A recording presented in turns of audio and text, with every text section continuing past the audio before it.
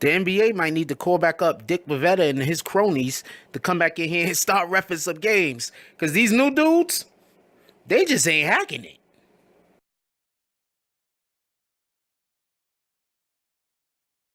Hello, I hope you're enjoying the video.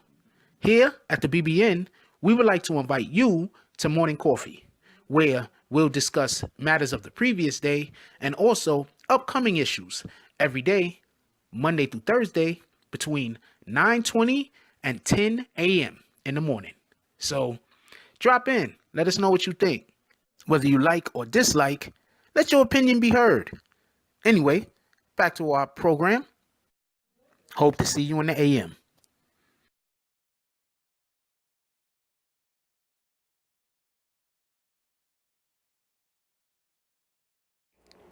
BB and Jack Frost, what's up, party people? Hey, before the video even continue, hit that like button, subscribe, and join the notification gang.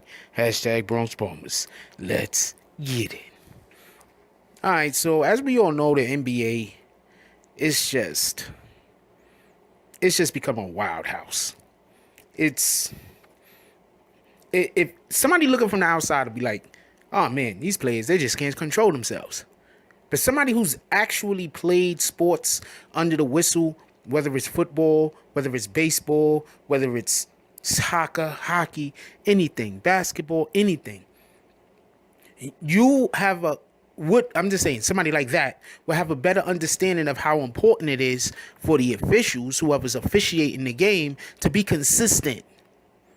These things are very important because sports are already, pardon me, a very emotional event. Emotion drives many of our great athletes, and even many of our athletes that aren't so great. That's one of the things that make people fall in love with playing sports, fall in love with watching sports, the emotion it elicits. So when you're watching a game and the game's on the line and the game is not determined by the players of the game, but rather by the officials, that's upsetting. What a lot of people might not know, in the NBA, they have a situation where a lot of the old-time referees have retired.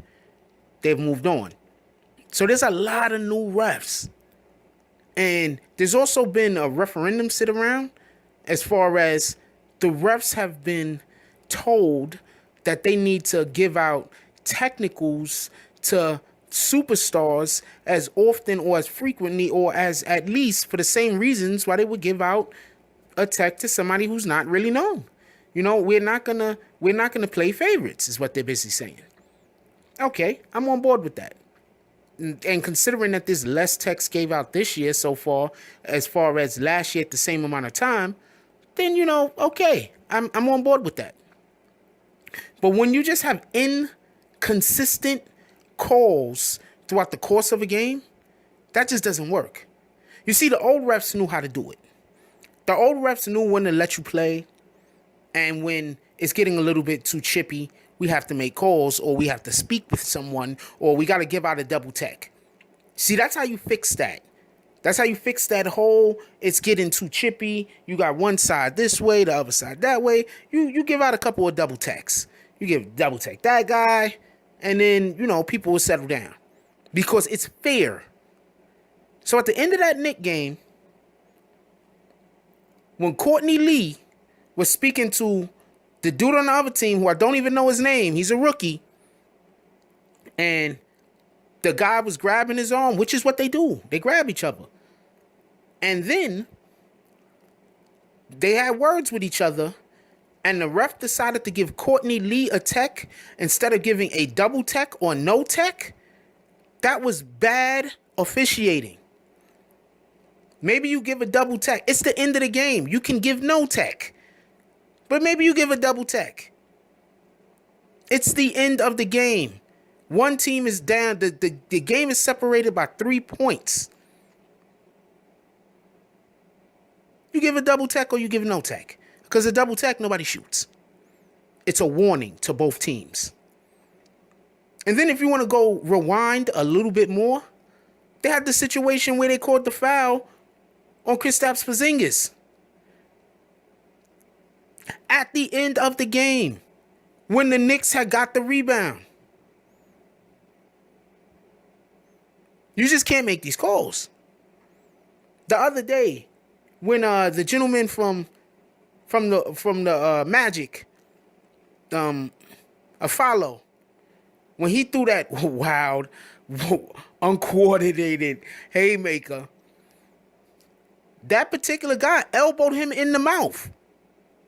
And I'm gonna assume that there was other chippy things happening that was going on throughout the course of the game.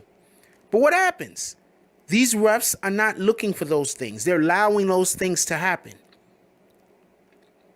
I told people before, I have another video up. I think it's in one of the videos where I'm speaking about the Cleveland Cavaliers in particular. And I'm like, I think the NBA wants the game to be a little bit more physical. I think the NBA understands that we have to allow for teams to be able to play defense. All of this offense is a beautiful thing, but nobody's going to beat the Golden State Warriors with the rules being officiated the way that they currently are. It just is what it is. If you're not going to allow physical play, no one is going to beat the Warriors in the 7-game series. And they're not going anywhere anytime soon. And we enter every single season knowing that the Warriors are going to win and there's nothing anybody can do about it. That might hurt the overall product. So we need a little bit of physical play. But the problem is, these new refs, they don't know how to officiate that way. Because that isn't what they were taught when the old refs were here. When the refs, the 20, 30-year refs were here. When the good refs were here. Or at least the refs that was good at pushing the NBA agenda was here. They weren't taught how to officiate that way. So obviously they can't.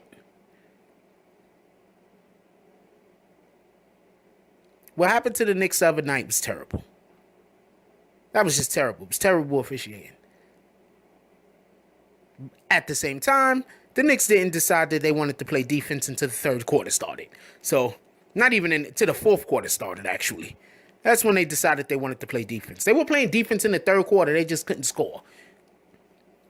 So, I'm not saying that that's the reason why the Knicks lost. You gotta string together 48 minutes, not 12 minutes of good play.